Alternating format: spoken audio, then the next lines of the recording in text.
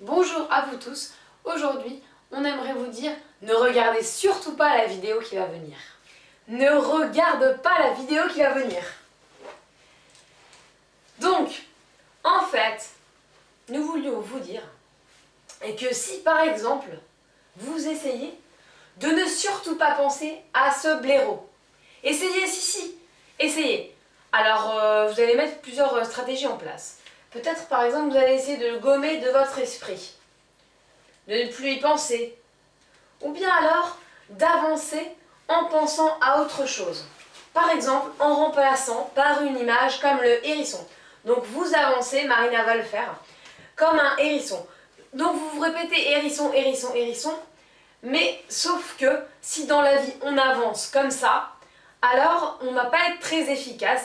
Parce que si on pense toute la journée à effacer le blaireau ou bien à le remplacer par le hérisson en se disant hérisson, hérisson, hérisson, on ne va pas beaucoup avancer. Alors c'est pareil pour les souffrances, lorsqu'on essaie de les gommer ou de lutter contre, nous n'arrivons pas plus à avancer dans la vie.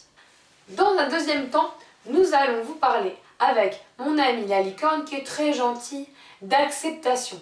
Un jour, effectivement, la licorne, elle en a vraiment eu marre de lutter contre les éléments de la nature. Quand elle se promenait dans la forêt, elle luttait contre la petite fourmi qui la dérangeait. Elle luttait contre l'arbre qui n'était pas assez beau, pas assez grand. Jamais rien n'était assez beau pour elle. Et donc cette licorne n'arrivait pas à accepter les choses. Un jour, elle eut le cœur très très lourd, car son petit s'était perdu dans la forêt. Et là, elle ne voulait pas accepter cette perte. Il était on ne sait où. Et elle luttait encore et encore. Elle pleurait. Elle était triste dans son coin.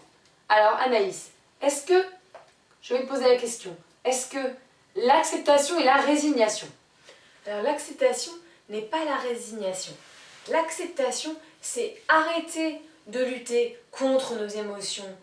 Arrêter d'avoir quelque chose qui nous empêche de vivre pleinement nos émotions. Être dans la pleine conscience. Alors qu'est-ce que c'est être dans la pleine conscience? C'est être vraiment là et ressentir nos émotions. Mais pas seulement les émotions positives, mais aussi les émotions négatives. C'est vivre pleinement nos peurs, nos tristesses. Et ce n'est pas du tout évident. Mais alors, nous avons une petite astuce pour vous. Nous allons vous donner un petit exercice que vous pourriez faire. Si vous aviez une baguette magique. Si vous aviez une baguette magique, qu'est-ce que vous changeriez dans votre vie? Qu'est-ce qui serait différent pour vous? Essayez de voir. Si tout était possible, qu'est-ce que vous aimeriez faire? Comment agiriez-vous dans votre vie? Faites une petite action. Dans l'heure qui va suivre, faites une seule action pour réaliser ce projet ou ce rêve qui vous tient à cœur, mais que vous n'osez pas faire à cause de ces pensées qui vous limitent. Alors, dites-nous les actions que vous allez réaliser et nous nous retrouvons bientôt pour une prochaine vidéo. Passez à l'action, à bientôt!